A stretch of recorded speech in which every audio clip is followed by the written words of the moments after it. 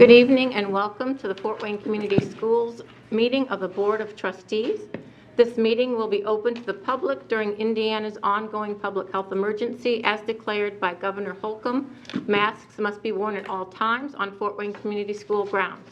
Social distancing will be practiced at the meeting, therefore some members of the public who wish to attend may be excluded.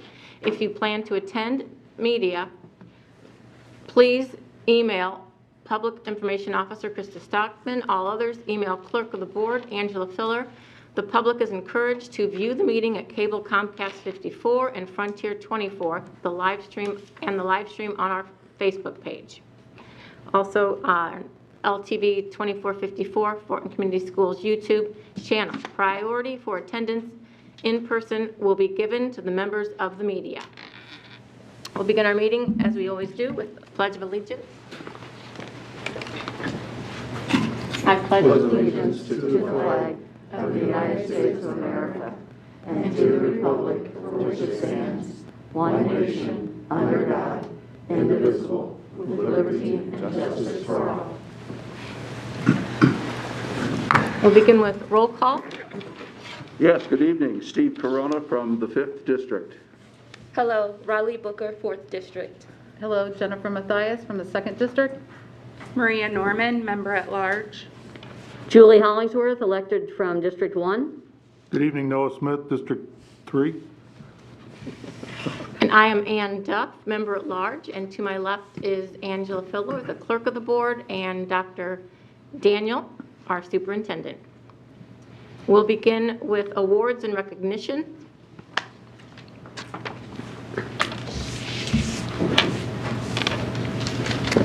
Be a demonstration, Dr. Daniel?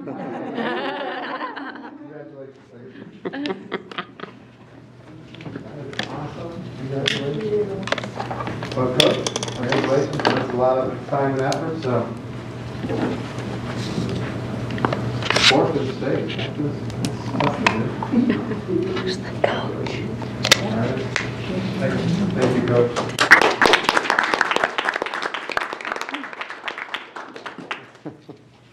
And it's Public Schools Week. Maria's going to take this one.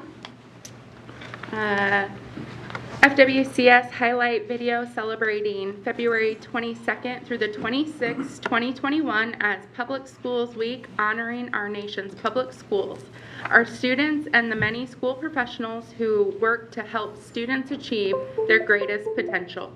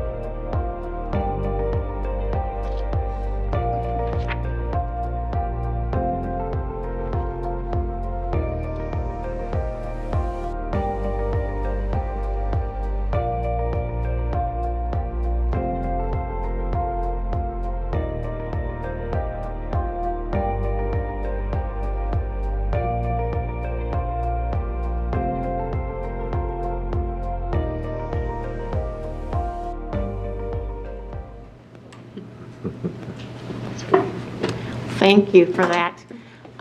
It's great to see that, through it all, that our teachers are trying to bring some normalcy to this situation, and it's really appreciate that. And we've talked about visiting the schools and seeing all the things that they've done to make it work. So we really, really appreciate what our teachers have done. Everybody has done. It's not just our teachers, but so thank you. It is recommended that the board approve the vouchers for the period ending February 22nd, 2021, and the payroll for the period ending January 30th, 2021. All vouchers paid by the Fort Wayne Community Schools appear on a voucher listing totaling $4,851,276.92. Gross wages and fringe benefits paid by the Fort Wayne Community Schools appear on the payroll certification document totaling $8,419,390.33 for the period ending January 30th. Detail of all paid vouchers and payroll remains on file in the business office until audited by the State Board of Accounts. Following the audit, these records are stored as required by record retention regulations. So we have our personnel report, vouchers and payroll, and approval of minutes, all on our consent agenda. Dr. Daniel, did you have anything you wanted to mention about the personnel report? Yes, you may have noticed there are quite a few retirees. That is normal this time of year, so just to let you know.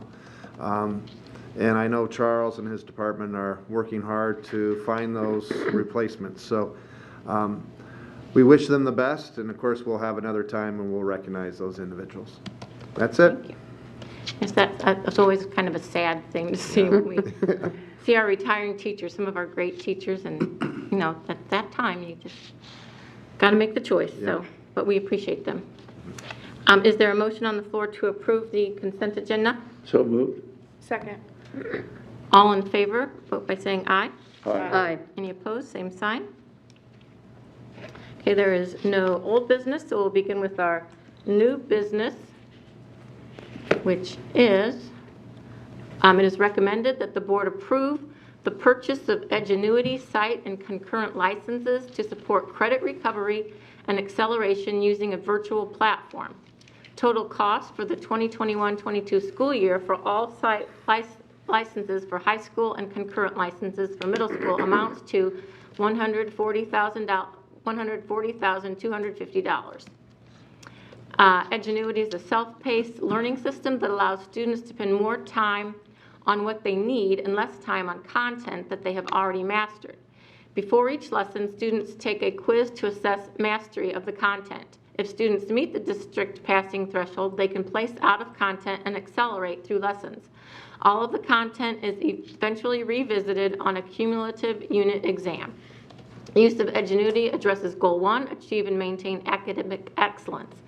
Questions will be answered by Jennifer Mabel, Curriculum Assessment and Instruction Director, and Amelia Flieger, High Ability and Fine Arts Coordinator. Any questions? Motion, second. I have a question. Oh, wait a minute, I'm sorry.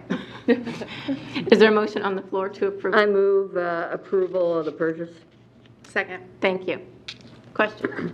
I'm just curious as to how many students on average we have in credit recovery. Good evening. We have about 100 students right now, and that's pretty typical every year. We revisit at the end to see from semester 1 to semester 2 what the need is. Okay, all right. Thank you. I was just Yep. And is Edgenuity the same software that we use currently? Yes.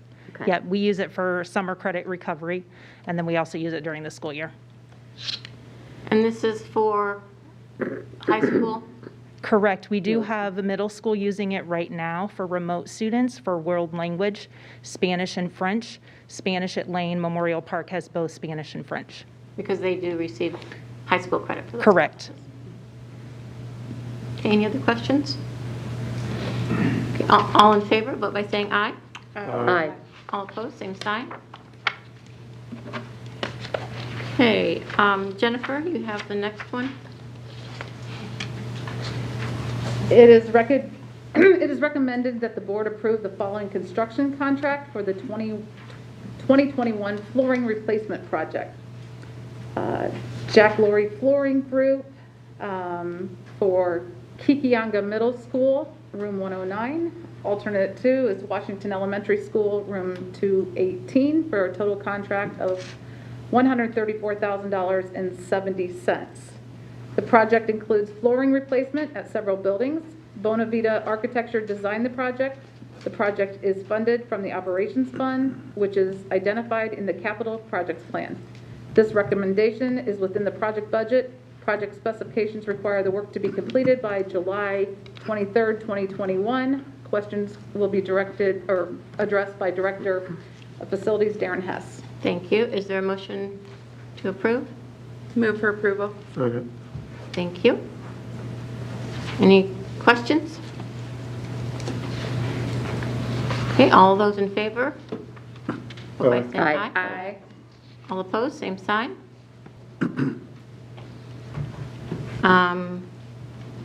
C, Maria? It is recommended that the board approve the following construction contracts for General Building Systems 1 and 2. General Building System 1, the base bid, the contractor that won that was Allen County Builders General Contractor.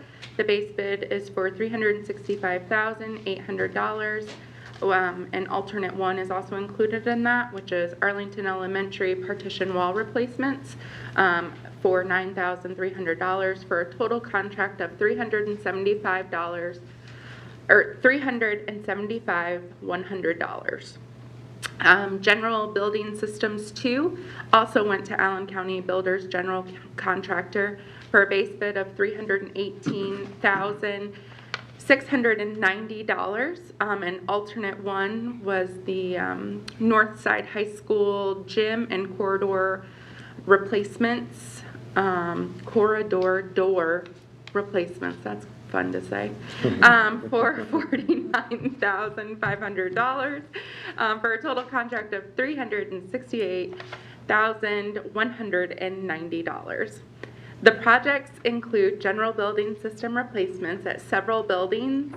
Kelty Tappy Design Incorporated designed the project. The project is funded from the Operations Fund, which is identified in the Capital Projects Plan. This recommendation is within the project budget. Project specifications require the work be completed by July 23rd, 2021, and Darren is still here to answer any questions we have. Is there a motion for approval? Move for approval. Second. Thank you. Any questions? Okay, seeing there are none, all in favor? Aye. Aye. All opposed? Okay, and D, Illuminate DNA, Julie? It's recommended that the board approve the IO Education DNA 3.5-year contract in the amount of $554,623.04. The implementation phase is no cost. The 21-22 total cost is $157,260. 22-23 is $180,973, and 23-24 is $216,442. The Illuminate Education DNA will be used for formative and common assessments, tools, and professional learning to increase data-driven instructional practices and enrich learning for all students. This is replacing IO, and district and classroom assessments will be transferred over into the new platform. This addresses Goal 1, achieve and maintain academic excellence. Questions will be addressed by Tracy Reed, Chief Academic Officer, Jennifer Mabel, Curriculum Assessment and Instruction Director, and Jack Bird, Director of Technology. Is there a motion for approval? So moved. Second. Thank you. Any questions? I have a question. Can you explain, it says it's replacing IO and district and classroom assessment. So is this, I'm assuming we're just moving from one platform to the next platform. And I've got a lot of my questions answered already that I've had, that's fine. Can you explain to me, I know as knowing that I have students in school that they've had IO testing, they've had acuity testing, they've had whatever they've had, and I'm confused, I guess, when we say we have IO and we don't have IO, and we move from IO to Northwest or NWEA. This is a contract that's just changing platforms, I understand, but can you just explain to me the different platforms that we're using and what's better about this new platform than the other platform? I'm just kind of confused on this one. So NWEA is a norm reference assessment that is, it is adaptive. So depending on whether a kid answers questions right, it continues to increase the level of rigor. So for example, you could be a third grader and you may be reading at a fifth grade level. We can determine that from NWEA. Just as well as we could identify you could be a fifth grader but maybe reading at a third or fourth grade level. So that'll give us that type of information, and it's norm referenced across the United States with similarly situated districts. Illuminate assessment platform, they were IO was bought out by Illuminate. So we had to transition over. So we already had IO in the district, and those assessments, common assessments, were built into our district's curriculum. So what it will allow us to do is transition or migrate over the current assessments we have, but also give us additional item banks or items for our teachers to create assessments and for us to be, the district level, to be able to create or modify assessments based on additional information we get based on students' performance on the assessments. So teachers in their classroom can use it as well as district level use. So it's, okay, old school, when I was in school and I finished a chapter, would it be equivalent to like a chapter end test? Or a multiple of chapter end tests to see kind of where I'm at with things? Yes, it would be assessing your ability on the standards, not necessarily Romeo and Juliet. Sure, sure. So yes. And so then is it, and I'm sorry to get wrapped up, but I thought, like I had read publicly that we got rid of IO, like last year we didn't have IO tests, and I'm just kind of confused on the assessment and where we're at with assessments, and this particular one just happened to come up, so I thought I would ask. So I'm not going to dwell, but can you explain to me, like, this platform, it says it looks like it has a bank of questions to ask. So can a teacher then, instead of it just being a standard assessment test that comes within the curriculum, is it up to the teacher to be able, can they formulate their test based on what they've covered as their standards up to that point? Yes. Okay. Okay, thank you. You're welcome. Any other questions? Okay, so I guess just for clarification, NWEA is given 3 times a year, and that's not going to give a student a letter grade, but it's going to give the teacher an idea of how that student's performing. But with these tests, this is part of a class, and they could get a grade on these assessments. Is that correct? Yes. Yes, okay, thank you. Okay, all in favor? Aye. Aye. Any opposed? I'll just add one other thing too, if I may. So NWA drives what we call our data walls, which where is the student at the beginning of the year? What progress do we see? And what interventions we are now implementing to move students forward and hopefully reduce gaps. Then you have the mid-year test to see, or assessment to see where we are, what were the gains, what adjustments do we need to make, and then we have the end of the year test. So that's very similar to, we say it reflects very much the iLearn or iStep test. So it should give us some indicators as far as what we'll do on those performances, on those end of year performances from the state. Whereas DNA is what happens at the classroom level every day. And a teacher could use that as a formative assessment, saying, okay, let me gear, where is this? Not a summative, they could if they wanted to, but as a formative assessment, did my kids understand, did they master the particular standard today? And They don't have to go out there and search all over the internet. Here's the tool for them. Tap into this tool, even with levels of difficulty. So again, that's one thing we have found. We need to increase the level of difficulty of our students in regards to those test items, so it'll be more comparable to what they're going to see on iStep and iLearn. So it's a very complex tool, but something that's now at the hands of our teachers. Have been using it for a while, but we'd like to see it in greater use. And this is for all grade levels, right? This is all for all grade levels, correct? Yeah. Whereas NWA is NWA all grade levels, K through, it's 3rd through 10. Yeah. 3rd grade through 10th grade. So again, that's also mirroring the iStep test. K10? DNA, not DNA, NWEA. NWA K10. So again, those data walls are critical, and our teachers are using those.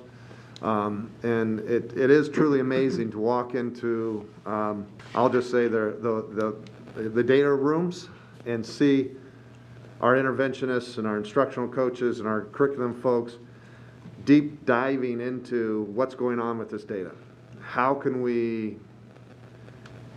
better our instruction, or how can we fill gaps that perhaps our curriculum, there are some gaps that we needed to make adjustments. So it's a tool. This is our first year for using this NWA.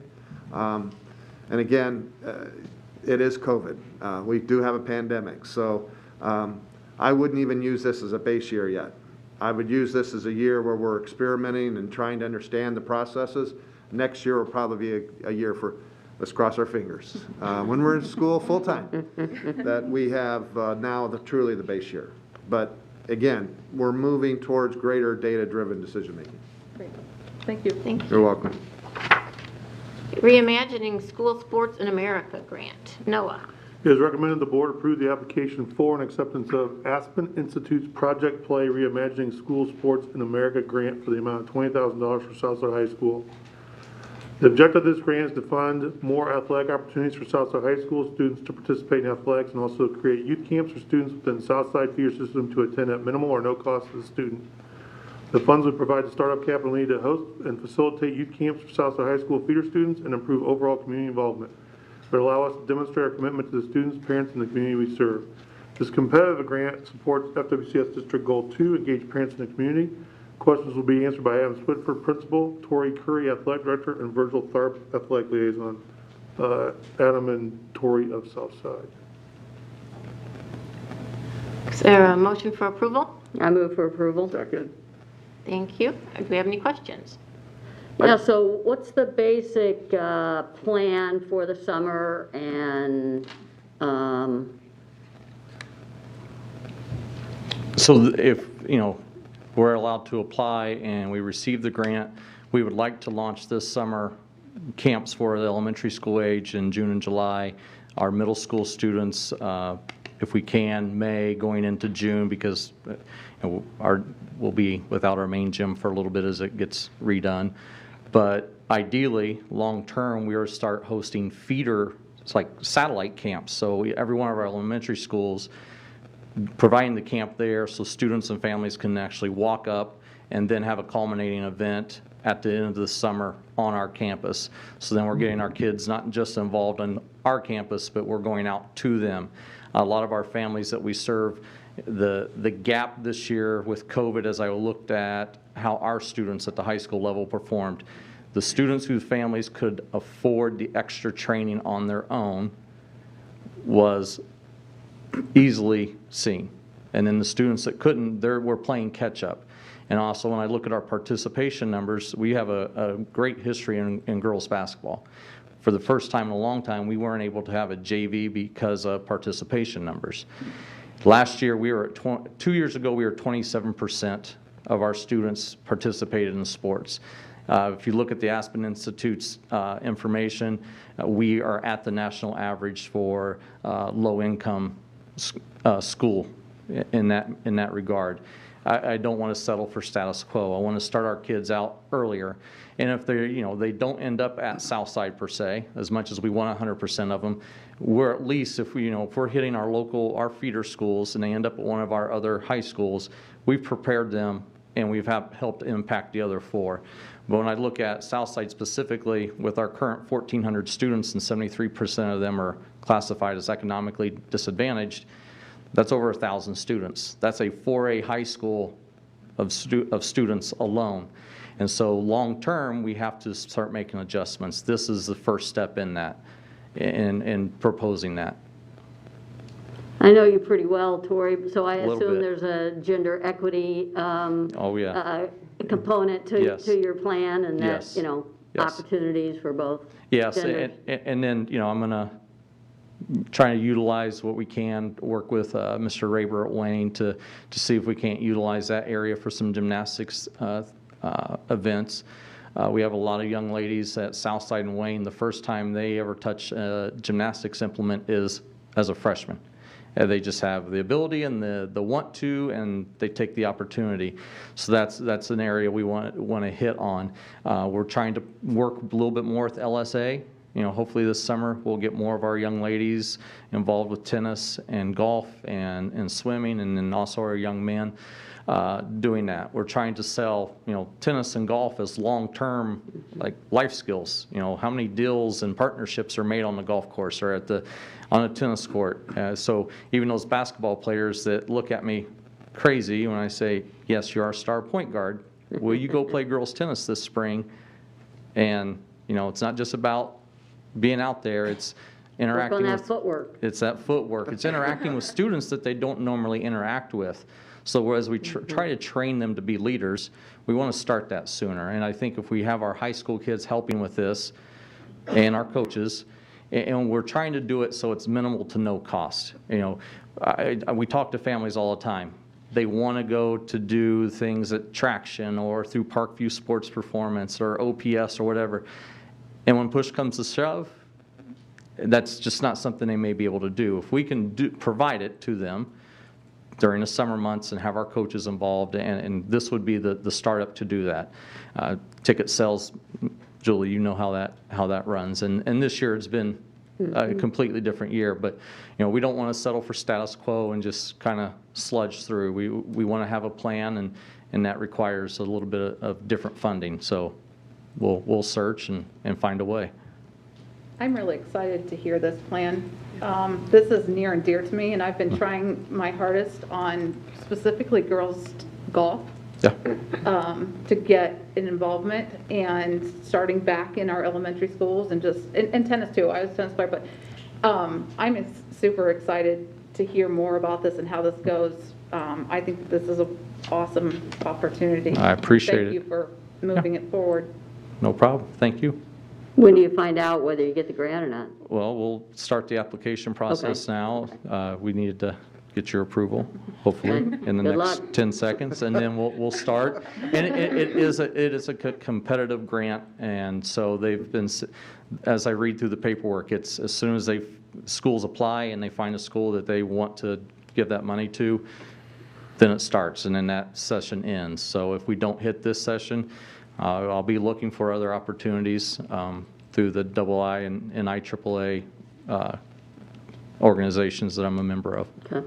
I know that you mentioned Lifetime Sports Academy.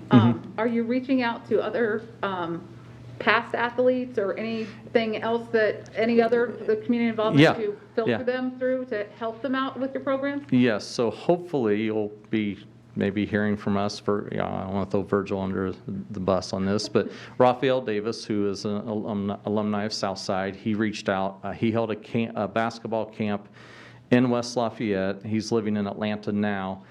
He has a non-for-profit. They were able to provide 35 elementary kids the opportunity to attend one of his basketball camps for free of charge. He's working with some local businesses here now. He has a gym set up with Sport One. I told him I would prefer that to be in our gym, and then work with City Life if we need a fourth gym. And so then everything's right there. So more of our families, it's an easier travel point for them than trying to get out to, the field house or the Spies Field House. That's where long term we want that to be a walk-up thing. They know if I'm at Fairfield Elementary, it's going to be happening in the second week of June. Southside's going to be there, and then right before school starts, we're doing a kickoff, where we're trying to recognize those kids and bring them back. And to get them in the building. There's too many opportunities for our students aren't able to take advantage of, and we want to open those doors. 20 grand will allow you to have how many students participating? I'll know after I get through the first summer.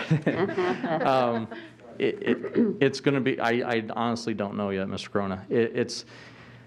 If we can get 20 to 30 students at every one of those elementary schools to walk up and participate, we're reaching over 100 lives then. And then I think it starts to become a habit that, other families, oh, we missed out on that. Well, I'll make sure I do it. And then it helps us understand how do we promote and communicate with families. So then every summer it gets a little bigger and a little bigger. And then, maybe in 4 years I'm standing here asking for more. I know we're thinking of a fairly robust summer school program, so how does school and athletics come together? Well, that's where I'm glad I'm here, so I know about that. Now I know to ask those next questions. So we would obviously, as like we do with Southside Athletics, academics is going to be first. We're pushing all of our students, the end of every semester, a 2.5 should be the low end. And I'm glad you voted for Edgenuity, because that's a program that for our students we use to work with them. So we would work with whatever we need to make it happen for those families and not have them have to make the choice. This would be in addition to. Great. Good luck. Thank you. You mentioned elementary schools. Is it just for elementary, or is it for elementary and middle school? Elementary and middle. And then what sports are you looking at? You've mentioned. We're gonna try and hit basketball. I want to offer the gymnastics. I want to offer golf, softball, baseball. A lot of the young men are already playing baseball. There's a newer softball league, and so I'm trying to get connected with them to see how can we work something out, kind of partner with them to provide those opportunities. I know Wildcat, we have Foster, and I believe still at McMillan Park, and even talking to them, how can we get our kids involved and get that information in their hands? And then, we have just passed out applications to baseball and softball players recently for them to apply to be a part of the Wildcat organization. So we're open to try anything. It's important to get them involved. We all know that the more they're involved with their schools, the more focus they can have academically, the more support they can have long-term, and just some more opportunities. I know that the Lifetime Sports Academy is a big one for the golf and tennis, but I encourage you to also reach out to the USDA and also the PGA, who are also looking to expand programs in smaller schools. And I Okay. know that there's opportunities. We have reps within Fort Wayne that can help you out on that, and I would love to pass along those names to you. I appreciate that. Shoot me an email. Great. Any other questions? All right, thank you very much. Thank you. Thank you. All in favor? Aye. Any opposed? Good luck. And Steve, removal of outstanding warrants. Yes, ma'am. It's recommended that certain checks be removed from the record of outstanding warrants, and we have a listing of those checks. State law says that all checks drawn on public funds of a political subdivision of the state of Indiana that are outstanding and unpaid for a period of 2 or more years as of the last day of December of each year are considered void. We've made attempts to notify every person or vendor with an outstanding check of at least $10 or more. You see the list. They were all written in 2018. There's 14 of them.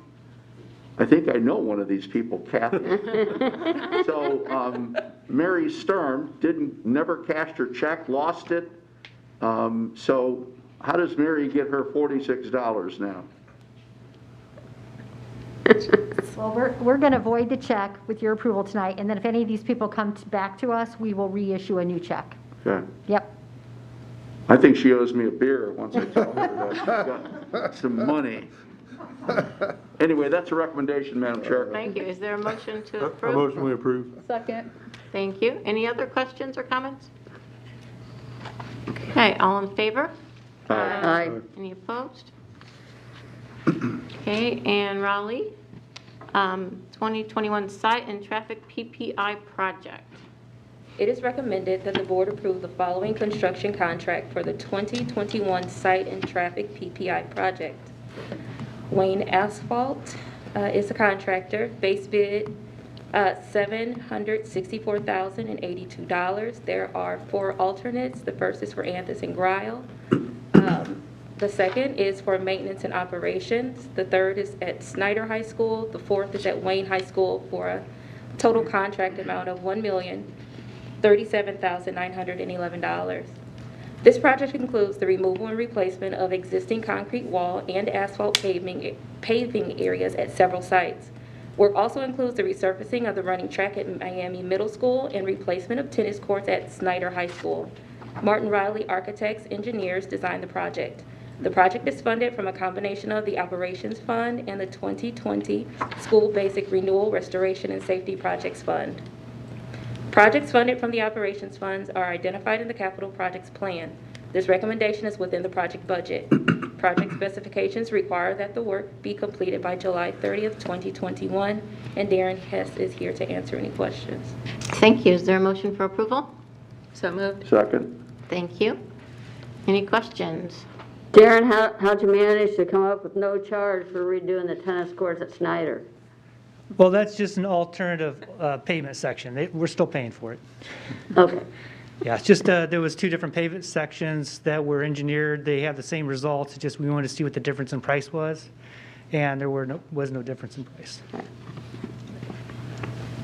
Anything else? Darren, with these, with the running track and tennis courts, is there a special surface that will be applied? This isn't just asphalt, is it? The asphalt for the middle school running tracks is a number 12 aggregate, which is a little finer than a typical parking lot. But it's not, it doesn't have an additive like they did back in the day with the rubberized asphalt. No one makes that anymore since the 90s. It will not be a latex, vented latex like our high schools, but it's a little finer aggregate to grab. This has been our standard application in the past? Yes, they haven't made the rubberized asphalt since about 1998 or 7. Okay. And then in the high school, tennis courts is an acrylic latex surface. Okay. Any other questions? Okay, all in favor? Aye. Aye. Any opposed? Okay. And that ends that portion of our meeting. Now we have Dr. David Marcotte, and he's the Executive Director of Indiana Urban Schools Association, or IUSA. He will be doing a presentation regarding complexity funding in Indiana. He will be presenting the dynamics of the complexity index and how it affects the additional dollars that are provided to Fort Wayne Community Schools. So welcome. We appreciate your coming this evening. You have the floor. Thank you. Well, good evening, everyone. And I'm David Marcotte, and I am the Executive Director of the Indiana Urban Schools Association. Prior to that, I have been a teacher, and administrator, principal, superintendent, spent the majority of my career in urban schools. And the Indiana Urban Schools Association, which you are a valued member, is a consortium of 35 school districts around the state of Indiana. And we represent over 350,000 students. So I like to say that we are small but mighty, because 350,000 represents about 1/3 of the entire traditional K-12 student population in Indiana. And a typical, people ask me this all the time, what constitutes an urban school? Because we have some small schools in our association, like Beech Grove and Speedway. And there's really four commonalities of an urban school in Indiana, other than being from a large populated area. These are schools that have high populations of community poverty. We have high concentrations of English language learners, high concentration of special education population, and one that doesn't get a lot of talk, but I know you understand it here in Fort Wayne, is high mobility. It's not uncommon in some of our schools in Indiana to have, we have 30% of the students we have today weren't there last year and aren't going to be here next year. That is not uncommon, and I know it's not uncommon here in Fort Wayne, I'm sure. So again, thank you for the opportunity to speak with you. I have been traveling all across Indiana in the last 2 years talking about this topic. And the superintendents and I have noticed for about the past 3 bienniums, or around 6 years or more, that our funding has been rather static, yet our neighbors growing in suburban school districts has been rising. And so we contracted an organization called Policy Analytics, which is a research firm in Indianapolis. They do a lot of work with the State House, to ask them to tackle this issue of complexity. And in just a few moments, I will share with you some of the data that they found, and some recommendations that I have as well. The school districts around the state that have just really been surprised with this presentation. East Chicago, great meeting up there. Their school board just couldn't believe the information. And it's starting to motivate a lot of school boards around the state to pass resolutions and to make public statements in the media about funding. And something bad's been happening in funding in Indiana, and it needs to stop. And so that's basically my message here this evening. But before we get to the actual study, I'm going to go through a little bit of the terminology just to make sure we all understand what we're talking about here. And please, at any time during this presentation, it's very appropriate to ask a question. You don't have to wait until the very end. Okay, let's see here.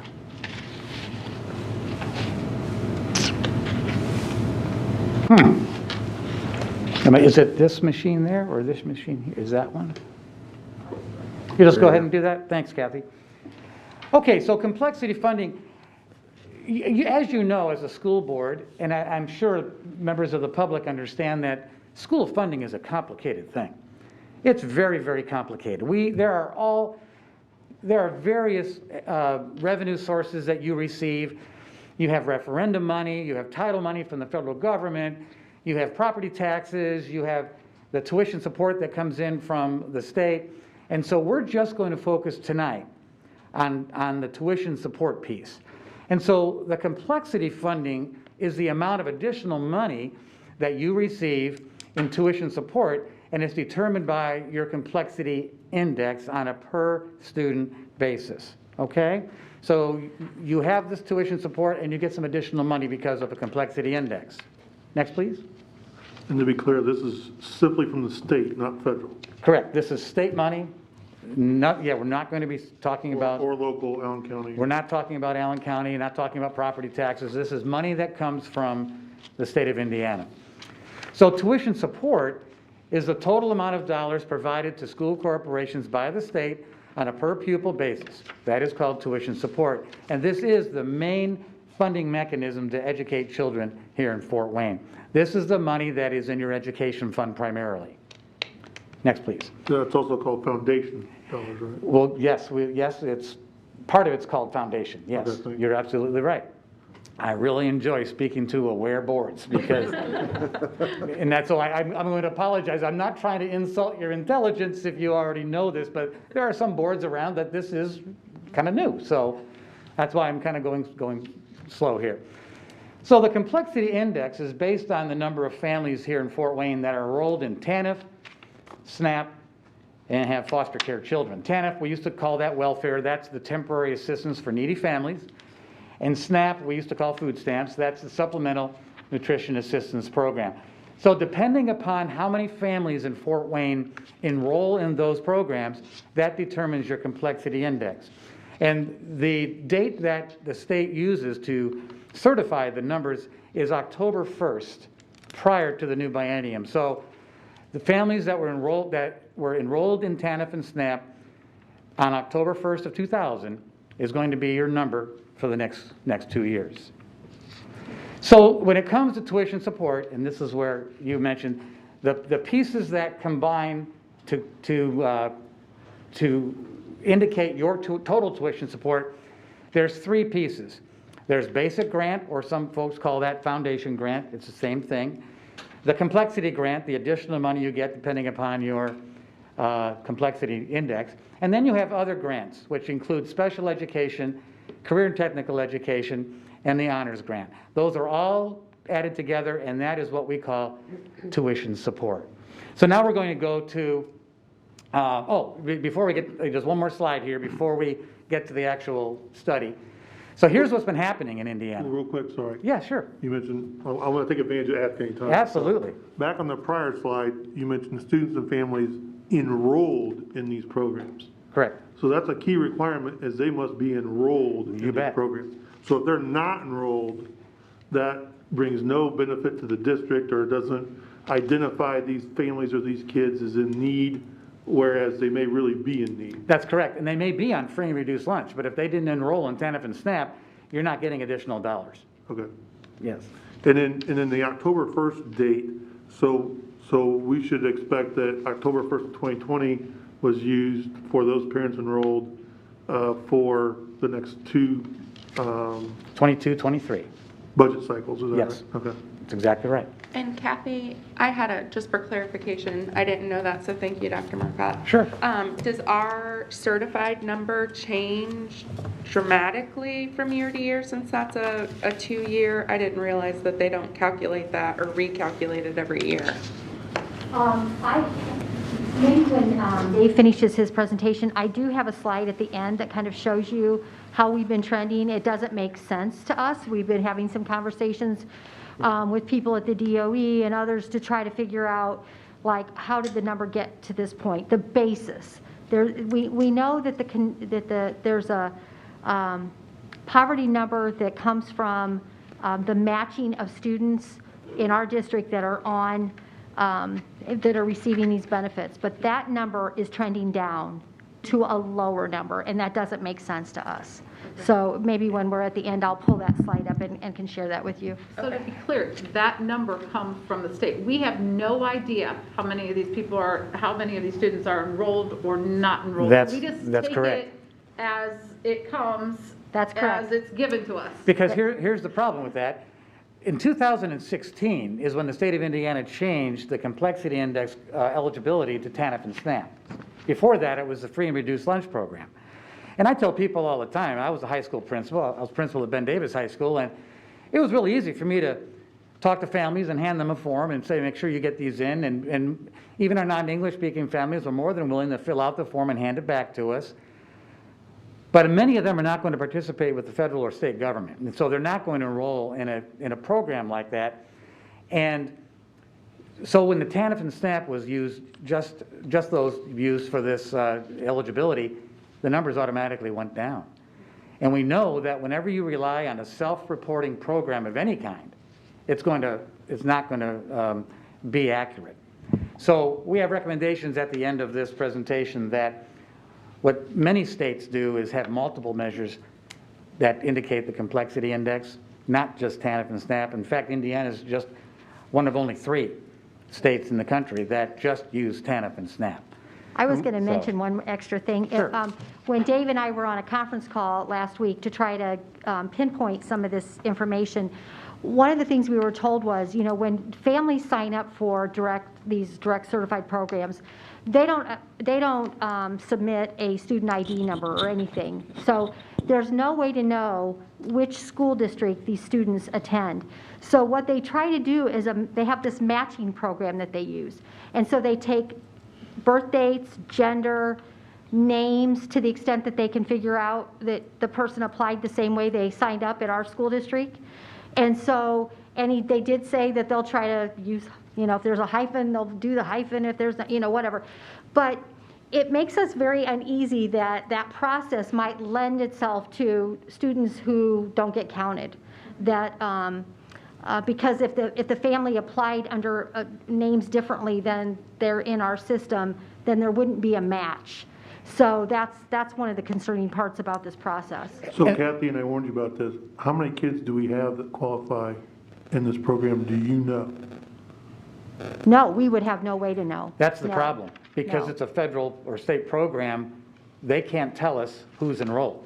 It would be So you're the against, CFO of the biggest district in the state, and I'm not trying to pick on you, Kathy, but I'm trying to point out the problems with the program. It seems to me you have no idea who's included in this and who's not. That's right. that's exactly We right. only And we have, have no way to independently verify whether their numbers are correct or not. that's right. And That's that's one of the things that we're discussing is we need to figure out a way for that to happen. And we have no And, idea during a pandemic and economic crisis whether our need is going up or going down based on that then, correct? Well, yeah, logic would say it's going up, of course, but that's not exactly what's been happening. So there's a lot of things we need to uncover and a lot of information that we need to get from our state. You mentioned that I think you said that we're one of 3 states that use the TANF and SNAP. They use primarily just TANF and SNAP, And yes. then, I think in your report, you mentioned how many states actually have a complexity index used. Not every state does. Indiana is a state that does provide additional funding for poverty. Not every state does that. I don't recall, 30-something comes to my mind. I don't. Sounds familiar Yeah. to me too. But here's what's happened in the past 3 bienniums, and this is what's really concerning to us. So the basic grant has been increasing, meaning every school district in the state has been receiving additional funds from the basic grant. However, the complexity index has been decreasing, which is causing the low complexity districts to receive more money in tuition support than the high complexity districts. So what I'd like to do now is go to the report, and again, this is through Policy Analytics, an independent data firm from Indianapolis, highly respected at the State House, and so we've been able to share this information. I've probably met with 20-some representatives and senators already with this information. It's been well received because this information is not conjecture, it's fact. And so they know what's been happening. So this slide right here, which is page 10 of the actual study, the green part of this graph is the basic grant. Every school district in the state receives the same money. In fact, in 2018-19, that was $5,538. So every school system received that amount per child. The orange part of this graph is the complexity grant. On the left side of this graph would be the least complex school systems. So that would be the Southwest Allens, the Northwest Allens, the Zionsvilles, the Carmels. They're all the way on the left-hand side of this district. On the right-hand side of this district would be Fort Wayne, Indianapolis Public Schools, East Chicago, Warren Central, Wayne Township, Wayne Township, on the right side. And so you're getting additional funds. But we all know that it costs more money to educate poor children, so it's easily explained. Now, the orange part of this is what the other was on the other slide I had called Other. And so the orange is the special education grant, the career and technical education, and the honors grant. That's why it's all spiky like that, because it just depends if you have a high population of special education or a high population of career and technical education funds, or even honors funds. That's why that's spiky. But this is really important to remember, is that even though you receive more money than Southwest Allen, it costs more money to educate poor children. And that's what I'm trying to convince folks at the State House. So next slide, please. And this is another way of just saying the same thing. The green part here shows that since 2014, the basic grant, which is the largest chunk of tuition support, did rise 20% for every school system in the state. Per child, 20% increase, which is really, really good news. However, the complexity grant decreased 40%. The blue part was the purple part.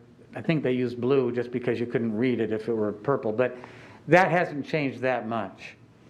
So that's one thing we need to remember, that the basic grant across the state increased 20%, but the complexity grant decreased 40%. So another way to look at it is this graph right here. So Policy Analytics took every school system in the state and divided it up into quarters. So you have quartile 1 on the left, that's the least complex school districts in the state. And on average, they received 1.3% increase in tuition support since 2014. That would Annually? equal So is that an annual average? annual average of 1.3, so a total of around 7.8%. The average in the state was 0.9, that happens to be the quartile 0.9, happens to be quartile 2. But quartile 4 is where you are, and everyone in the Urban Schools Association. The average tuition support increase was 0.5% or 3% since 2014.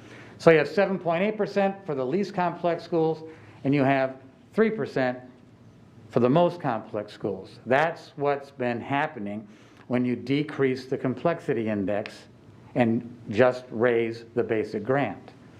Next, please. So what Policy Analytics did, we asked them to actually interview certain places around the state. And since I'm using this all around the state, we wanted to make it geographically relevant. You were one of them that were chosen to be interviewed. So Kathy was interviewed by the organization.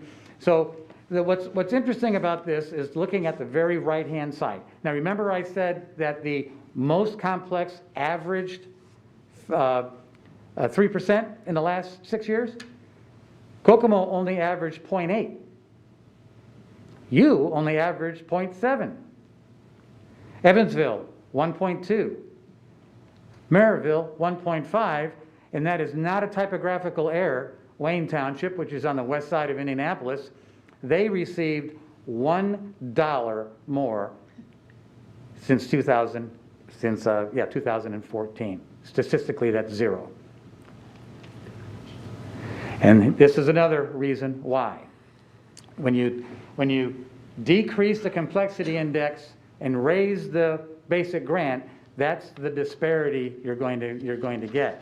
So one of the questions that legislators ask me all the time is, so what do you do with the additional money? And so they answered this in this graph here. So this represents 50 of the most complex school districts in this state. So all of IUSA, since we're 35 members, are in this statistic, but they took the most 50 high complex districts. Total, those districts received $389 million, and I believe, in 18 and 19, $389 million in complexity money. The right graph is how that money was spent. So the orange part is educational supports, counseling, and alternative education, a big chunk of it. See that little sliver in the middle? That's English language learners. English language learners is not part of tuition support. You do receive it's called a categorical grant for English language learners. It doesn't pay for anywhere near what you're spending, but that's a little sliver there. And then the green part is the general education classrooms. Now, on the left side there, you'll see that it says 10% because the districts spent $429 million, even though they only received $389 million. So the logical question is, well, how can you spend more money than you bring in? Well, some districts have referendums. Other districts have moved money from the operations fund into the education fund, maybe delaying the repair of a roof in order to fund this. But most likely, it's the complexity money that is supposed to be used for our most needy children is subsidizing what you're doing. You're backfilling by at least 10%. This is a big graph that our legislators did not understand.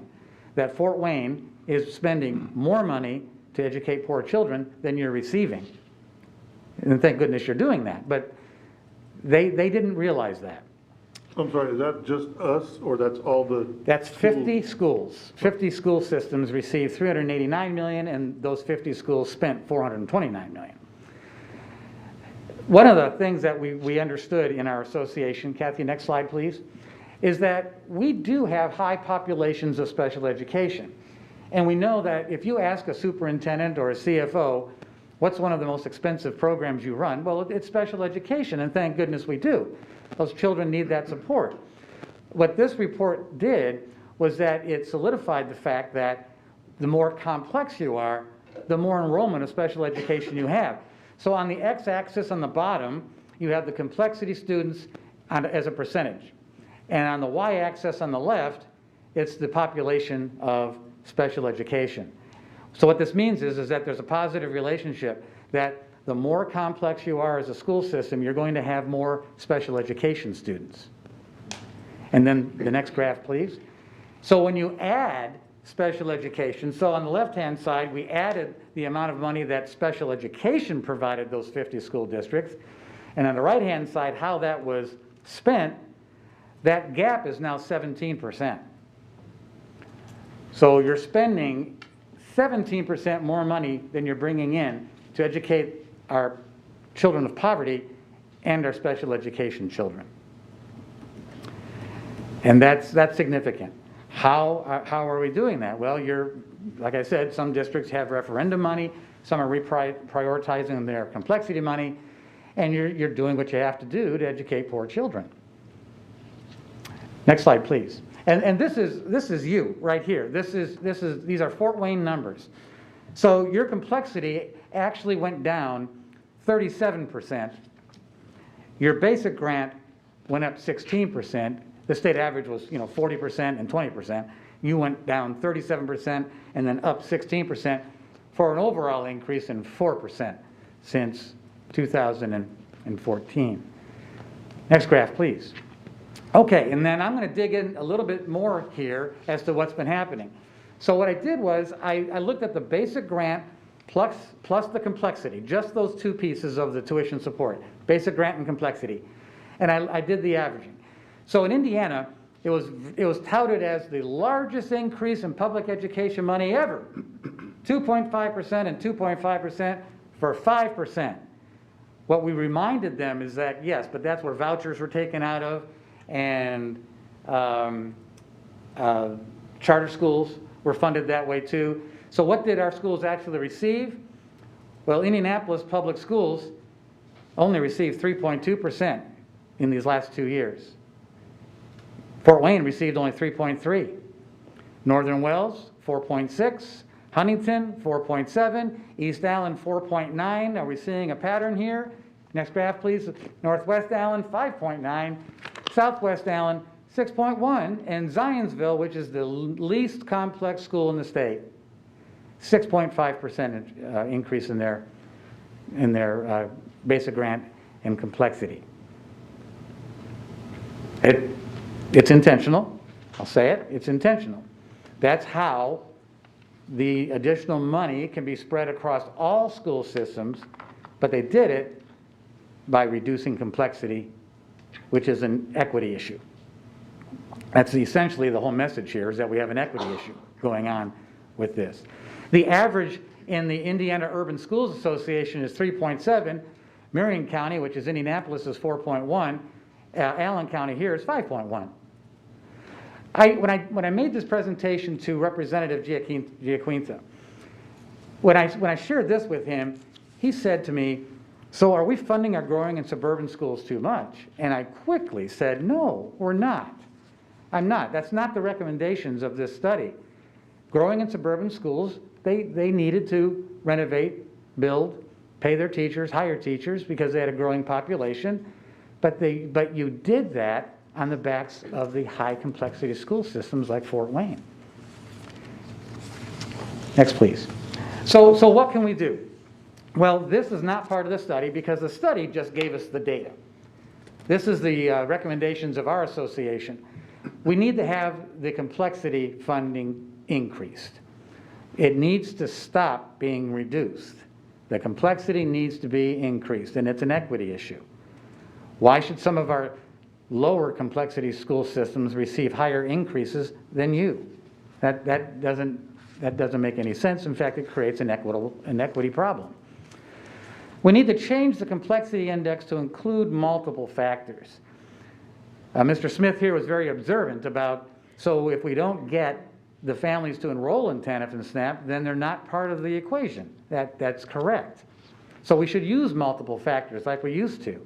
We can still use TANF and SNAP, but we've recommended going back to using free and reduced lunch as well, and possibly census data. There's other pieces of data out there available to more accurately determine poor families and poor neighborhoods.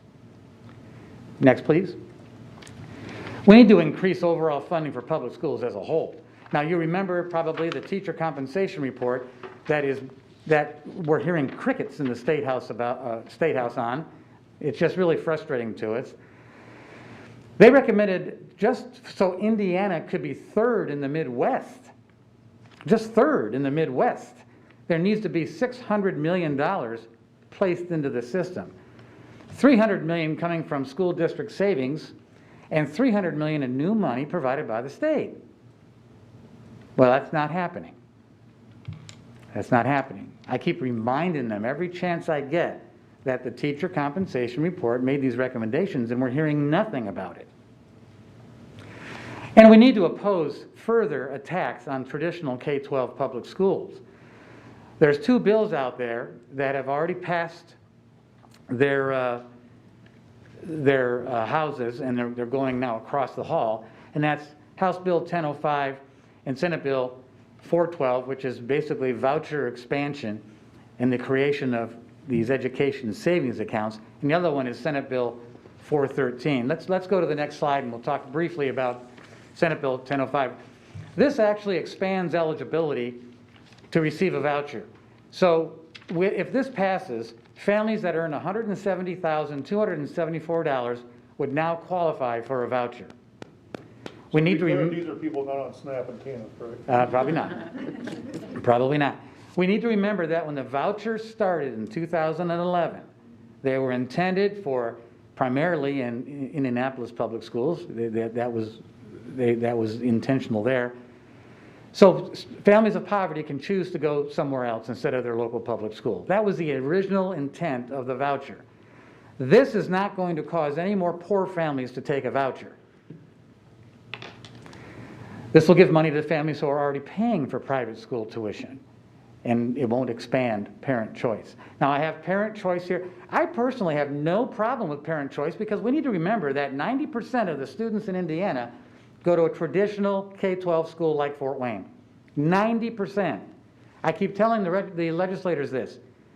But you're hiding behind the word parent choice. That's code for increasing vouchers and charters, instead of helping the 90% of the students that are attending schools like Fort Wayne. This bill also creates something called an education savings account, which is not good. This will allow parents of special needs students to choose to use those funds in different ways. So for example, you have a student who might be receiving, I have listed here speech therapy or behavior services, autism, and Kathy's receiving the tuition support for these children. ECAs will allow the portion of the funding that is special education for parents to use those in a way that they choose. I've not met too many special education advocates that think this is a good idea. I'm not at all suggesting that parents don't know what's best for their children at all, but we know what will happen, and that is things won't work out. And they're going to come right back here, and you're still going to have to provide services, but now you don't have the funding for it. We see this as an expansion. This is how vouchers started in 2011. A small little group, that's all we're going to do, a small little group. They need to get out of those bad public schools, and now it's just exploded. And we see the ESAs basically doing the same thing. If this ESA bill passes, what do you see as the future of public education? I truly think that we're going to continue to get whittled down, where the only option you have as a local traditional public school system is to continue surviving through referendums. And there's communities in this state that unfortunately can't afford that. When I made this presentation at East Chicago, great people in East Chicago, we had such a good time. This gentleman in the audience raised his hand and he said, you know, I understand what you're saying, but we can't afford referendums here. What's the future for East Chicago? I said, well, it doesn't look good unless something changes at the State House. So to be clear, you're saying local communities are going to need to run referendums, which means raising taxes Yes, locally. locally. So because the state doesn't provide the support that we need here as a district, then we, as a local district, need to begin the discussion of raising taxes on our citizens to provide the services that our kids need, want, and deserve. That's, yeah, well, yes, they want and deserve, and that's the ultimate option if something doesn't change. That's absolutely right. So this program is going to cost $66 million over 2 years. It was $202 million. Remember, the governor said that he's putting $377 million into public education in the next 2 years, but that includes vouchers and charters and things like this. So at least it's down to $66 million. We also need to remember last year, $170 million of public money already went to private and religious schools in vouchers. Hasn't the ISBA, Indiana School Board Association, done their estimate, and they say that the education savings account and the voucher expansion together will be more like $144 million, which is more than a third of the Yep, depending on which $377 report million. you look at, and Right. yes. Right. Yes, You know, ISBA's done a just saying good job there's- with it. Differing estimates out there. Yes, there are. Well, and what we know, because Kathy provided us the numbers, I think just last week, is that in the 2-year budget, we're not going to see very little or any money in year 2. And what was that percentage? It was like 1%, I think. is 1.1. So the line that we've been hearing that the money follows the student is incorrect, because what we really know is that the money follows the wealthy student, the wealthy family, and the hell with the poor family. That's what they're telling us. Some of them are, yes. And Dr. Marcotte, Yes. can you explain the dangers of the education savings account? I know that we've heard that there aren't a lot of accountability measures and that some families can use that on whatever they see fit. Has other states seen that? Has your Yes. institution done any research on that? Yes. And would it expand beyond just special needs students? Potentially, absolutely. Yes, there are, there's, like in any program, there's fraud that can take place, and there's not a lot of accountability. Every time I hear one of the legislators explain this program, there's a change. There are supposedly going to be vendors that the Department of Education approves that parents can only use, but we don't know how that's going to look or work. We mention accountability all the time. You probably have seen the ISBA book of laws that you have to follow and the laws that private schools have to follow.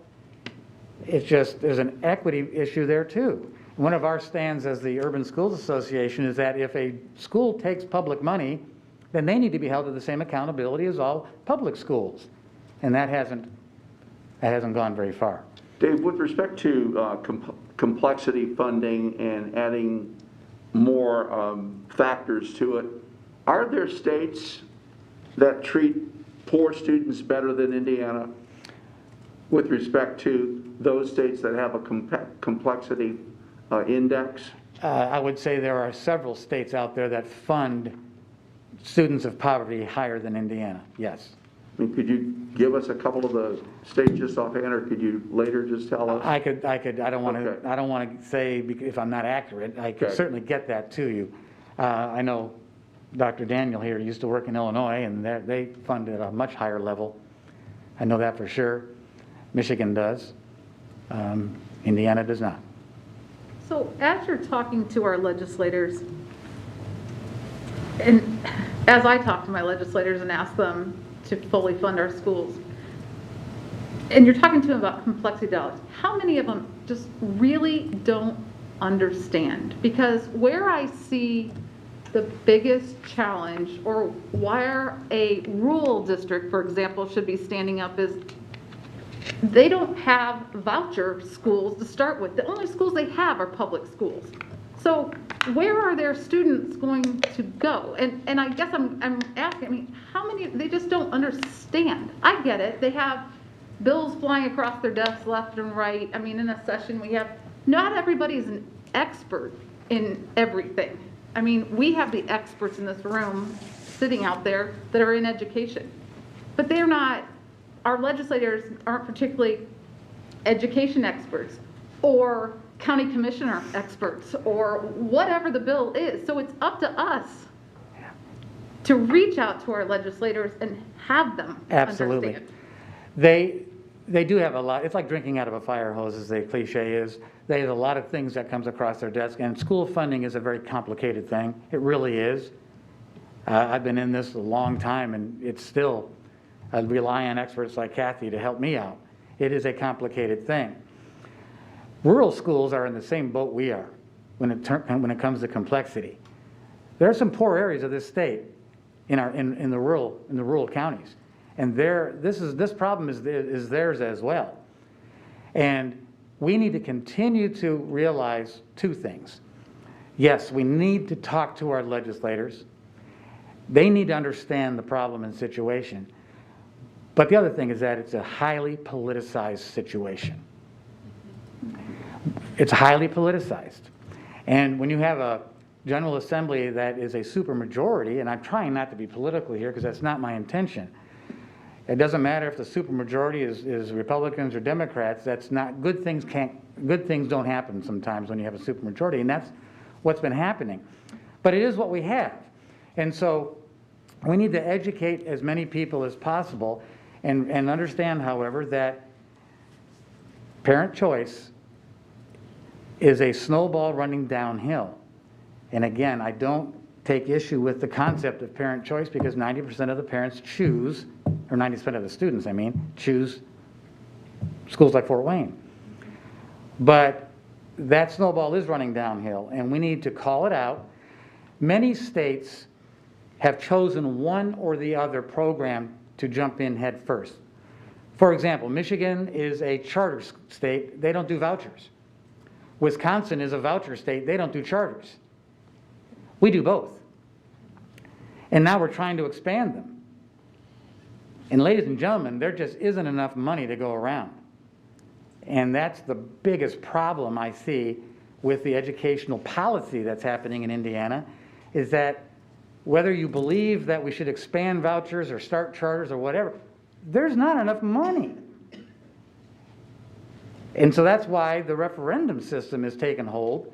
When the state said they'd pay for tuition support, yet it's not enough, then districts like Fort Wayne and lots of districts have to ask the people to raise their taxes in order to do what we need, that we know what we need to do for kids. So how would you argue anyone, well, we just got 50-some million from the federal government to spend from the CARES Act. Why should we fund you more complexity dollars? Why should we fund you more foundational dollars? You got 50 million more dollars? I get that question a lot. The CARES Act money How should we respond? Well, CARES Act money is great, but it's just one-time money. And I know you're like most school systems. You said it was 50 million. You probably spent more than that to get your schools ready to be opened up.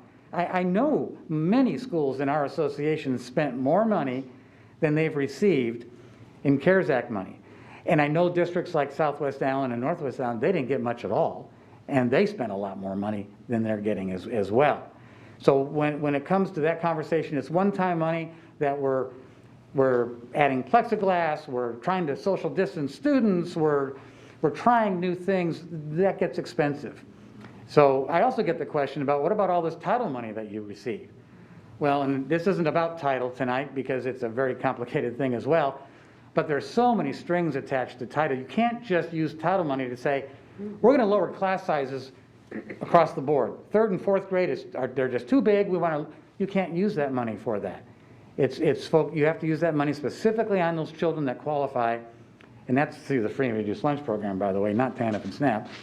And so it's hard to, a lot of that money is used for like special ed, or not special ed, but preschools are funding using federal dollars for preschools and pull-out programs and things like that. So yes, schools like Fort Wayne do receive a nice bit of money in title, but it's a lot of strings attached. And you received some money in the ESSR CARES Act money, but it's one time, and you've probably already spent it to get your schools ready to be open. I've heard before that we are the only state that offers the choice to have interdistrict transfers, intradistrict transfers, vouchers, and charters. Is that? I don't know that for sure, but I don't know anybody else who does that. Yeah, we're pretty much wide open here. So And we it's have money- intentional. This we was have money intentional for going years. Everywhere. Yeah, yeah. You know, we're beginning to see the results of the underfunding of public education in the state of Indiana. There was a recent article, and I need to find it for all of you, in the Washington Post, that talked about the fact that the standard of living in Indiana continues to drop, not compete with other states, and that it hurts with respect to industry attraction. That we're beginning to get maybe not beginning to get, but our reputation is that we don't have a well-educated workforce for the jobs of the 21st century. The one isolated example of a high-tech job was what has happened to the old RCA television factory in Bloomington, Indiana, which has now been converted into a place where they're making COVID vaccines. In fact, it's one of the most sophisticated businesses in the world today that is able to churn out vaccines, good paying jobs. Once a former place where they made televisions that's been converted, but it is a rare and isolated example of what Indiana's economy should be.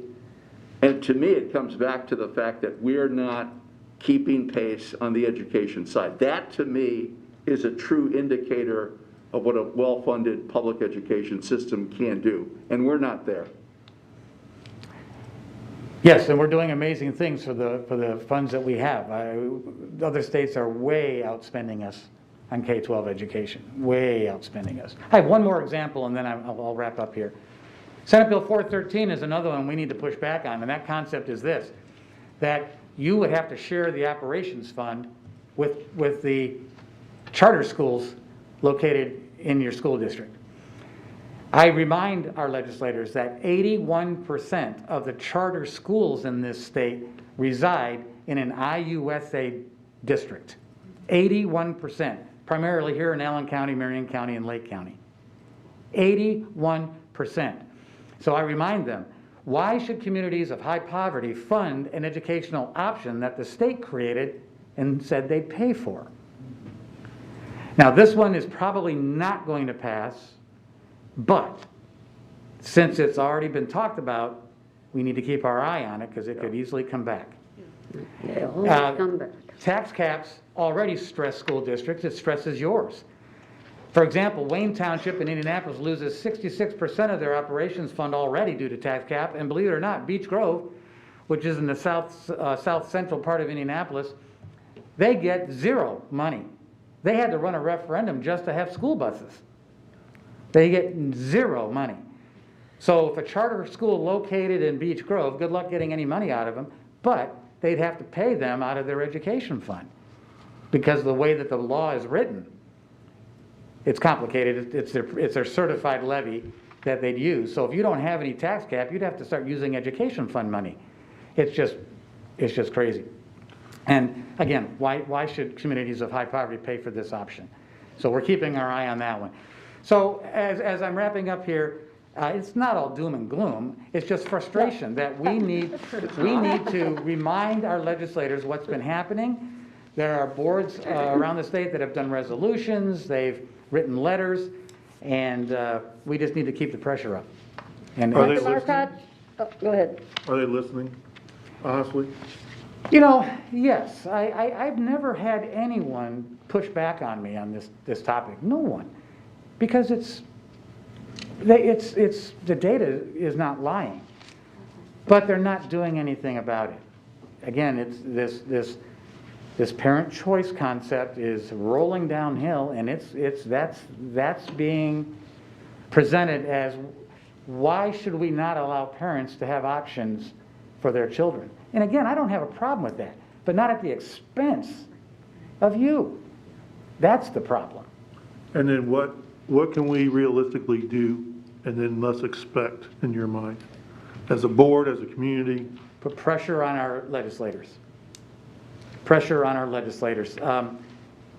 The reality is that most of the communities that are represented, IUSA communities, are represented by a party that agrees with us. We need to hit the people that are not representative, the supermajority. We need to talk to them, and with real situations, what is this doing to Fort Wayne Community Schools by this cut in the complexity?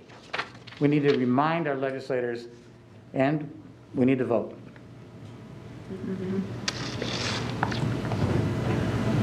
I think our number one talking point should be, if 90% of students go to traditional public schools, 90% of new money ought to follow. I mean, that's kind of basic math.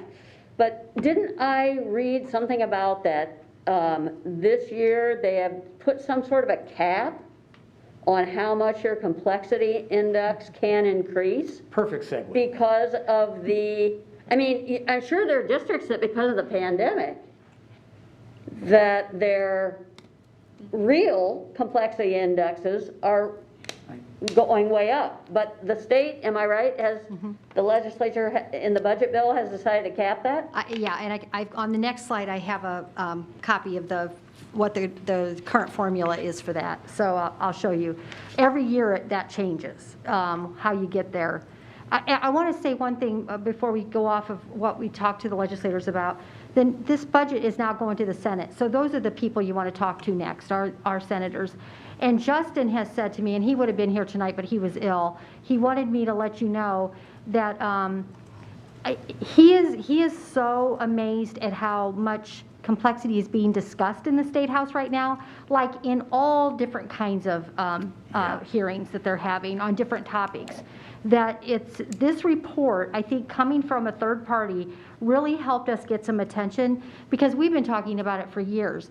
But having this report and having Dave go out and discuss it, Dave and Justin both are out discussing this. I think we're getting a lot more attention. Yep. It may not get solved this year, but it's the thing that I feel really good about is that it didn't go down this year. The index itself. Now, the complexity amount, I did this up because I wanted to show you it's the confusion here. If you look at that first column where I say poverty measurement basis, that number is the number that I was talking about earlier. That's the one that is the matchup of families that are in our boundaries that are certified. But what's disturbing about that is that if there were 38% of our students were matched up in 15-16 and now only 29%, that doesn't make sense. No. Mm-hmm. And when you look between 2021, it was 28.5 or 28.5%. It only went up to 29% in a pandemic. That just doesn't seem right. Mm-hmm. And as you said, we can't independently verify what the right answer is. We accept that that's the right starting point for the complexity index. And then if you go to the yellow column, that's the complexity index that's actually used in the formula after adjustments are made. And I'll flip to that slide in just a second so you can see the adjustments. And that varies by each formula that they do. The blue column represents the multiplier that is multiplied by the yellow column. So the yellow times the blue gets you the green. And that's the actual amount we're getting per pupil. And so you can see back from 15-16, and those agree with the numbers that Dave has been showing you and what we've been concerned about all this time. But the fact that 3675 number stayed stable, that was a plus for me. I felt good about that. At least that number didn't go down. But that starting point, that's the confusion for me. And I'm going to just run over real quick and flip this up. This is going to look chaotic to you, but that's what it is. And what Kathy mentioned about when I feel good about at least this message is getting out there. For example, last week I testified on a bill that was about sharing a charter school for one of your schools to a charter for $1. And all of a sudden, complexity came up. And they went off on a tangent for 20 minutes talking about complexity. And so it is getting talked about like it never did before. The ESSR money probably won't resolve this year because districts like yours does have an influx of money, at least for the next 2 years. So I'm very hopeful that the next time around we'll see a flip in this complexity. So the top stripe there in the white was one biennium budget, the next yellow was the next biennium budget, and the next white was the next biennium budget, and the bottom one is the current one. So what happened in the last one, if you look at the white section there, they had almost like a hold harmless agreement on that one. Like you couldn't go down more than 0.025. And so that's how they took care of us last time. This time, the formula, and I know this is a lot of numbers on a piece of paper, but it's just, this is how it's written. So you take the prior year and you subtract or add 0.025 to it, and then is that greater than the 0.2908 that they say is your complexity index? Well, the answer is no to us. If then you take last year and you subtract 0.025 and you compare that to the number, is it less than? The answer is no. So well, then you just use the 2908. So then the next year, you go through the same formula because you're using the prior year, which is now the 2908. Within the numbers down there, there's a little bit of a bump, but it doesn't change the outcome. So we end up at the same number as whatever our poverty index is. There are some districts that are going to go higher or lower because of that formula, but it's as you can see, it's a lot different than the year before. The year before was basically a hold harmless. You got the higher of the two numbers. But this year, there's this plus and minus thing, and depending on where you land, you get an increase. So. But again, you have no idea how many kids this affects and how many, I mean, I guess if there's a plus minus, to me, that's, okay, there's more demand or less demand, but that's not even included in here, is that right? No. No, I mean, this, if you go back to the prior slide, this is the result of those numbers. That's how you get to those numbers. And so while we've gotten money, and we still don't know how many kids are being affected, the bottom line is, per student, we've gotten $235 less than we did in 2015-16. That's right, per student, and I honestly feel like there are fewer students that are being counted than should be counted. Right. That's the problem. Absolutely. Too. Yeah. And have you talked to legislators? How is this counted, or what? I mean, how? They don't have a clue about this. This is complicated. I mean. So who does? I mean. The certification of TANF and SNAP starts with the Department of Education. They certify the numbers. It gets sent then over to the State House, where Kathy and I kind of joke. It goes through some kind of manipulation, calculation, something, and then we get the complexity index. I have no idea what goes on there that provides that number. No one really does, except some of the fiscal analysts that do it. And so we're trying to get some information out of them, but it's been like this for years. I mean, I've been asking this question for a long time. And still no answers? No. Legislators don't know that answer either. I didn't expect them to, Yeah. I guess. Yeah. But it doesn't surprise me. I really thank you for the opportunity to speak to you tonight. This board, wow, you asked me some great questions that most boards don't ask, so thank you for that. And if there's anything I can do, the Urban Schools Association is here to help. So We've been visiting, well, virtually visiting a lot of our PTA parents and talking to them about what you just discussed, especially 1005 and the vouchers and ESAs and how that's going to affect their child's education, how it's going to affect Thornton Community Schools overall. And so this complexity piece that you've added, we touched a little bit on that with them. And so this is a great complement to what we've been doing right just in these past few weeks, talking to our PTA parents. So I Great. hope they're listening. We've asked them to watch this board meeting so they can get a better understanding. So I think this is a great compliment to Great. hear it, a lot of it a second time, but in a little more in-depth. So I really appreciate that.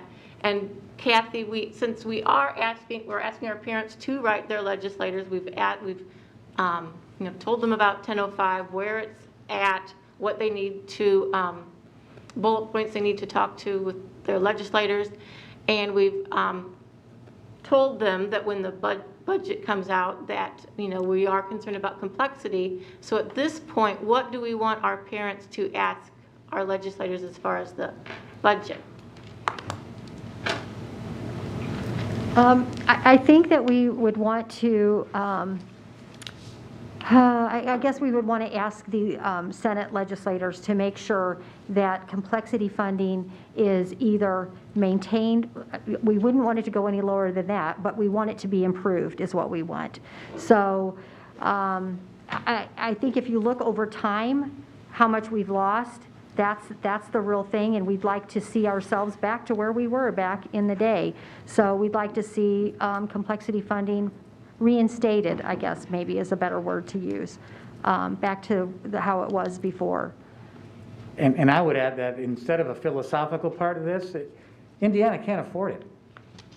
Indiana cannot afford strictly dollars to expand vouchers. We don't have the money to do that, because to expand vouchers is taking money away from you. Yep. That's not a philosophical argument.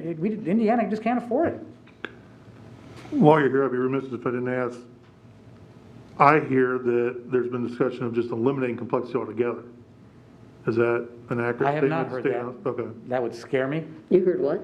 That there's been a movement or thought to just eliminate complexity altogether. Oh. And just, here's money per kid and that's it. We're not, you guys figure it out. I think that what we're hearing is that on the Senate side, those that write the school funding formula for the Senate side understand that complexity is important, and that we don't expect that they would have any, they wouldn't make a move like that. So. The House side though? Well, the House is done. They've done what they've done. They didn't increase it. They kept the number the same. I'm talking about generally as a philosophy or a Yeah. thought. Not necessarily just this year. That was our concern, obviously, No, that with that trend, that's what was going to happen. But I think we may have had a reckoning this year, because Yeah. we have explained it in a way that people understand it. It has more credibility. And so the fact that they're talking about it all the time, and we talk about special ed and ELL and the impacts that they have on school districts like ours, that really gets their attention too, and that study pointed that out. So And the plus 25 or minus 25, that's part of this new budget bill.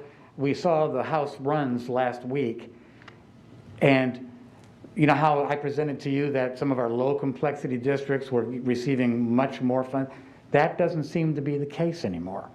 In fact, there are districts within IOSA that have a greater increase than some of our low complexity. So I think we're finally seeing the result of our work. Now, that's not increasing much for us, but at least it's not going anywhere else.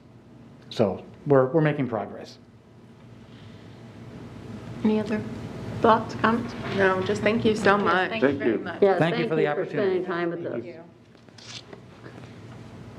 Okay, I believe we are ready for board member comments.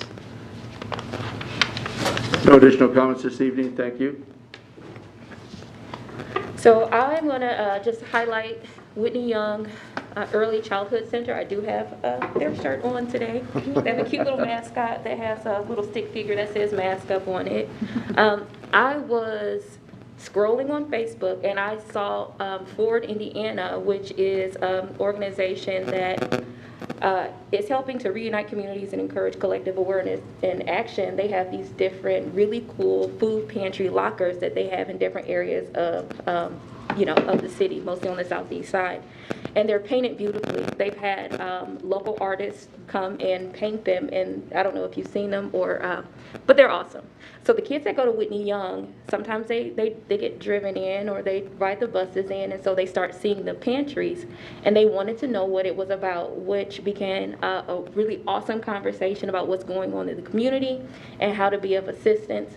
I talked to the principal there, Mrs. Plum, and she talked about how how they were able to really use some of the deep learning techniques that that we've been talking about for a while to develop this project. So what the kids did was they did a food collection for Forward Indiana, and I just thought it was so awesome that they were able to take something that the kids were interested in, tie it into deep learning, you know, do something with the community and make them a part of something that was bigger than them. So I just want to say hats off to the kids, hats off to the staff, and to Mrs. Plum for making that happen. Great. Well, normally I highlight a school, and I'll get back to that, I promise. But tonight, I'm going to ride on the coattails of our guest speaker, because that is why I'm here. That is why I'm sitting on this board. Almost 3 years ago today, and I apologize for reading this, but I want to get my point across, and I wanted to think about it logically, and I wanted for all of you that are watching out there, that I hope are watching or will replay, to hear what needs to be done to help our schools and all of our students. I ran for this board seat and was elected by my district, but I am here for all 30,000 students in our district. And I am here for all of our public school students in our state. And all of us are here for that. We all stand for public schools. And we need more people to get engaged. We need more people to reach out to our legislators.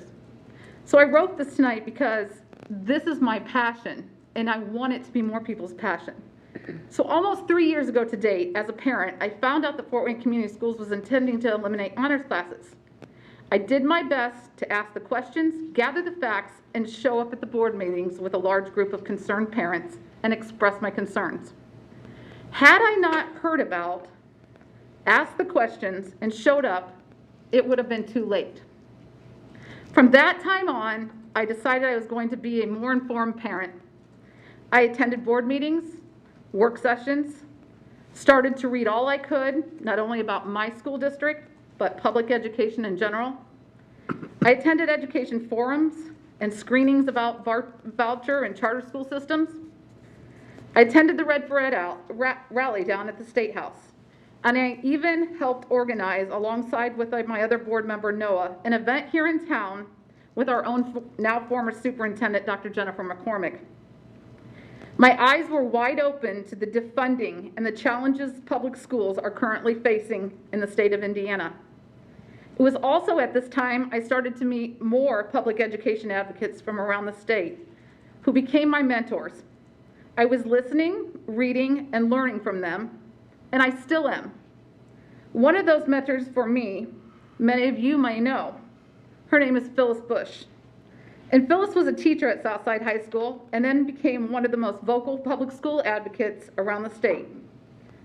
She once said to me, "It only matters when it matters, and by then it's too late." Let me state that again.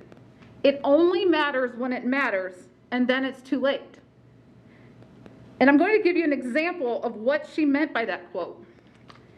In 2009, the state took over Indiana schools, and it was just the beginning of legislation being passed to slowly starve and defund our public schools. A few years go by, we have state tax caps, and we have more regulated mandates, and soon Fort Wayne Community Schools finds itself with millions of dollars diverted from our district.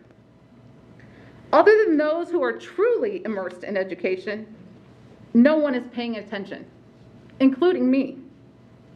We flash forward a few years, and Fort Wayne Community Schools is forced to make a tough decision: transportation cuts. The headlines read Fort Wayne Community Schools to cut bus routes beginning in the fall of 2015-2016. Dr. Robinson has held 5 public meetings prior to the announcement to discuss the upcoming issue. The meetings were well attended, but not enough people. When the announcement was made, parents were outraged. Community members were concerned. There were letters to the editor, petitions were flying, and I'm sure parents showed up at the board meetings then too. Transportation mattered. But guess what? It was too late. Fort Wayne Community Schools was forced to enforce the no transportation zones, which had been in place for over 3 decades. Up until that time, we were fortunate to be able to provide transportation to all of our schools. But now the funding, the resource for getting all of our students to schools safely and on a school bus was gone. What's next? Well, I can tell you, funding for our CTE classes is on the chopping block. CTE programs include cosmetology, culinary, energy, fashion, graphics, horticulture, interactive media, radio, TV, just to name a few. Does anyone here remember taking shop class, woodworking? How about home ec? Why do you think we don't have these things anymore? These classes matter. Funding matters. When I'm talking all this time trying to tell you today, it's because we need your help. Parents, community members, we need your help. We can come together as one large voice and make a difference. We can inform ourselves of the facts and get the message out to anyone and everyone who will listen, and especially our state representatives. This legislation session is filled with education bills, most of which are detrimental to our state's public schools. Our lawmakers have been trying to sell us on school choice for years. Indiana parents, we already have choice. And guess what? Over 90% of our Indiana students attend public schools. Our parents choose public schools, and they must fully be funded. If these are the facts, then why are our lawmakers using taxpayer dollars to increase the amount of private school funding while decreasing the amount to public schools? Did you know that according to statisticalatlas.com, our senators, our area senators, Senator Cruz, Senator Brown, and Senator Bush collectively represent 60,145 students who attend public schools in our Fort Wayne area.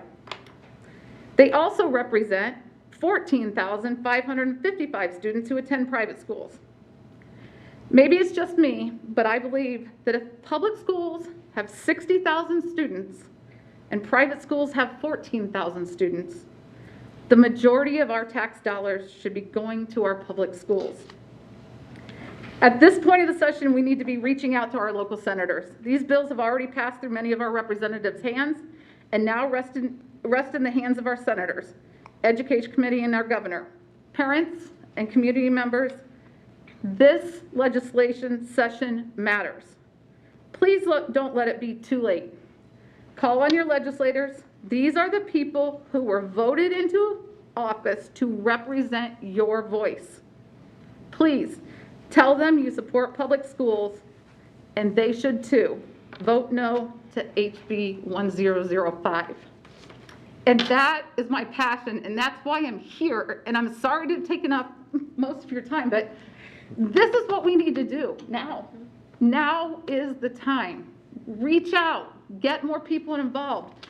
Inform your legislators. Like I mentioned before, lots of things coming through, but we know, or you're starting to learn, education. Inform them and make your voice be heard. Thank you. Thank you. Thanks. That was great. Okay, I'm going to keep mine short. Like Ann mentioned, we have been going out and we've been presenting to our amazing PTAs in our buildings. And I just want to say thank you to those parents that stuck out the meeting. I know that you are all planning wonderful things for our teachers and our students, and then here comes the board to talk about complexity and laws and being advocates. So, you know, one thing and then the other. But I do just want to say to those viewers, I know we have a lot of people tuning in on Facebook.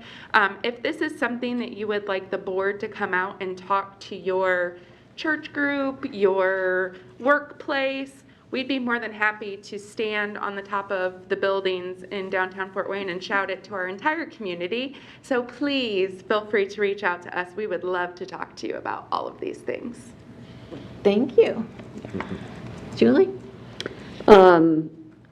Appreciate the presentation tonight, and I'm reminded of the Public Schools Week video that we watched earlier, and I'm proud to be part of a school system where all means all.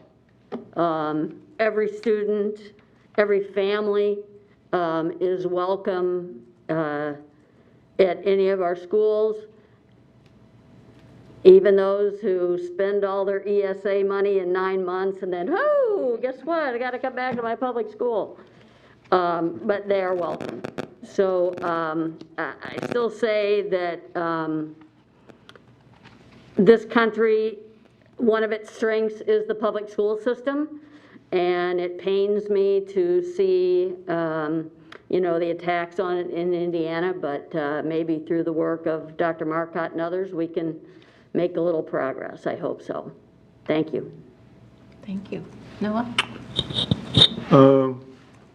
Thank you all for your good comments. Jennifer, good job. It was 3 years ago, approximately tonight, that her and I gathered a group of people to come and collectively dialogue with the board and communicate gently with the board, I feel like. And as Jennifer said, we did our research and tried to understand. And I would just echo her comments and Maria's comments and everybody else's comments about trying to continue to get involved. As Dr. Marcotte pointed out, you know, the snowball is getting bigger. I would suggest that you inferred and said, and with these bills that are proposed, it'll even grow more exponentially. And then what does that mean for us? I love Tori Curry's comments and appreciate their desire to go after funding to help support their local community and high school. And he said the status quo is not going to work for them. And I would venture to say, I know for myself, and I will speak on behalf of my fellow board members, we're not here to help continue the status quo. We're not here to be an average school district. We want to be the best school district we can be. And a big part of that comes from funding. I'm reminded repeatedly of the movie The Right Stuff, and in that they made a comment, no bucks, no Buck Rogers, which meant to me no dollars, no space astronauts, no space program. So what does that mean for Fort Wayne Community Schools? No dollars maybe means no language classes. No dollars maybe means no special ed assistants or helpers. No dollars means no raises for teachers. And let's face it, when we did this honors class challenge or an initiative, a good friend of mine mentioned to me, he lives in a smaller community away from here and was born and raised in that community. And he always argues my other half of the point, but we're good friends, and he always gets me thinking. He said, you know, I can go into my school community that I graduated from, and I can see this valedictorian, salutatorian for the last 30 years, and not one of those kids is still here in this community. I would argue that the defunding that's happening, and is what Dr. Marcotte talked about, the complexity dollars, those are the kids that aren't leaving our community. Those are the kids that aren't leaving our state. So we're saying to our future, it's okay, we're not going to help you guys out, and we're okay with the status quo. And I like Tori's comment, he's not okay, we're not okay. Dr. Daniels didn't take this job to be the status quo. So we're calling on our legislators to pay attention to the 90 to 94%, as Jennifer said, 60,000 kids that attend traditional public education in Fort Wayne area. These are the kids that aren't leaving the community when they're done, when they graduate. These are the kids that are going to be here growing our future, hopefully. And you're not here supporting them properly. So I was going to talk about Kroninger. I was really proud to talk about Kroninger, a community of learners aiming for excellence. And for those attending, because I asked Carrie Kennedy of Kroninger to tell parents to stay tuned and watch. I will talk about you next time because they got a lot of great things going on. But I feel remiss, especially after Dr. Markowitz' comments, and I appreciate you coming. And on behalf of the board, I would think we will all, whatever we can do to help you too, to get your message across. I speak for myself, but I think the fellow board members would agree. This is just too important. And as Jennifer says, we won't realize it, the general community won't realize it until it's taken away. Thank you. Thank you, Noah. Dr. Daniel? Well, first of all, thank you, Dr. Marcotte. It's the first time we've met, and it's been a pleasure, and hopefully we'll have many more interactions. Second of all, I want to thank Kathy Friend as well. She is a leader in our state in providing this kind of data. And of course, we were one of the one of the members of the case study. So as such, I think you can all, as board members, be very proud because you're part of a solution that needs to be addressed. As Noah said there as well, I think of the middle 50%. The middle 50%, we have to move them up that ladder of success. They are also they are our human capital that will stay in our Northeast sector, that will stay in the greater Fort Wayne area, and they are our future for economic development. So therefore, very pleased with this discussion tonight. Hopefully our parents, you do make a difference when you contact your legislators. You do make a difference. We do it all the time. We do it all the time. The difference is when you have passionate people, all of you here, Jennifer, exceptionally passionate, as she explained tonight. But I think if we talk about the human capital investment, it should drive everyone. And I always like, and I said this to Brian on WPTA this afternoon with the interview, is it not our duty for those with means to help those who are of need? I thought that's a very basic value of what we have as a country, and quite frankly, Indiana rise to the occasion. Only by helping those do we see that we truly help ourselves overall. So hopefully that's what we see, and hopefully that's our future. So again, thank you, Ann, for letting me speak. My pleasure. I would, again, like Maria did, thank the PTAs for letting us come. We still have a few we are going to speak to. Like she said, we're willing to speak to anybody in the community who wants to hear us because this is a very crucial legislative session. We need letters to be written. So, you know, if it's another school group, athletic boosters, music boosters, whomever, we would like to talk to you about what bills are out there and how they can affect your school. And again, Dr. Marcotte, you know, we appreciate you explaining that, and we hope that a lot of our parents watch so they get a better understanding of what we're talking about and what we need them to do as far as writing letters. I think most everybody covered everything that I wanted to talk about. Thank you. But a couple other things that we have seen out there, like Jennifer mentioned in the budget, no longer funding certain programs and the career and technical education. And, you know, I know that our Anthus Career Center makes such a huge difference for many of our kids. And just because you take away those programs that she mentioned doesn't mean those kids are going to go, well, gosh, I can't do culinary. I think I'll go into computer programming. Gosh, I can't do cosmetology, then I think I'll go into construction. It's not going to happen. You're just going to have more kids who are disenfranchised and who don't have no motivation to go to school. My kid was one of those. He wasn't in one of those programs, but he, as a sophomore, is like, I'm sick of school. I hate it. You know, when I hear my kids saying, I hate school, you know, that really crushes me.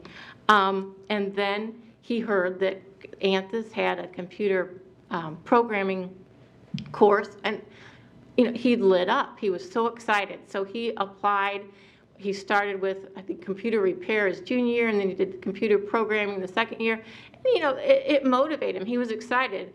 The people at Anthus just gave him so much attention, and he loved going there. And he'd always come home with stories about, wow, they gave me a piece of pizza because I scored so many points in my basketball game, and you know, different things like that. He loved it. And you know, to give up those programs is just going to be devastating to so many of our kids. And that's another thing that we need our parents to write letters about. You know, we can't have those programs go unfunded. It makes a difference in so many kids' lives to get to go to Anthus and even get a job as a cosmetologist, a beautician when you graduate from high school, or a CNA, or different things like that. They're very, very important programs that we have. So parents, write your letters. We need that funding. Another thing that I've heard